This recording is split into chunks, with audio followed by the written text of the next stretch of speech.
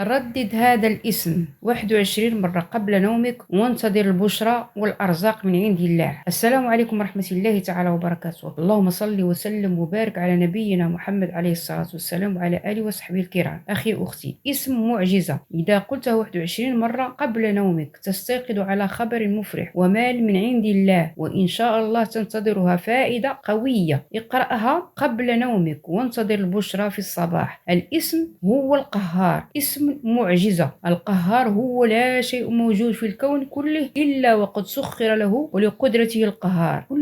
هو كل من يقهر كل الموجودات وتدلل له، أي لله عز وجل. يقول عز وجل: لمن الملك اليوم لله القهار. قال الطبراني يعني قاهر كل شيء. الطريقة، نقول لكم الطريقة: تتوضأ وتتوجه للقبلة وتقرأ سورة الإخلاص 3 مرات، وبعدها تقول يا قهار 21 مرة، وبعدها قل هذا الدعاء 3 مرات: يا من تقهر وتذلل كل الصعاب، وفقني وارزقني مالا ورزقا وحقق لي أمنياتي يا قهار. نعاود الدعاء: يا من تقهر وتذلل كل الصعاب، وفقني وارزقني مالا ورزقا وحقق لي أمنياتي يا قهار. تقولها 3 المرات وغادي نخلي لكم في صندوق الوصف. كل من يطبق هذه الفائدة سوف يرى المعجزات على الأقل 3 أيام. في اليوم الثالث على الأقل غادي تشوفوا اليوم الثالث، اللي ما شافوش في الصباح على الأقل اليوم الثالث. وهذه الفائدة غادي تكررها 3 أيام. كل شيء هذه الفائدة هذه غادي نخليها لكم في صندوق الوصف. كما قلت لكم أخي أختي، اسم القهار ردوه 21 مرة. الإنسان يكون نقي ومتوجه للقبلة ويقول سورة الإخلاص 3 المرات، ثم يا قهار 21 مرة، وبعدها تقول الدعاء غادي نخلي لكم في صندوق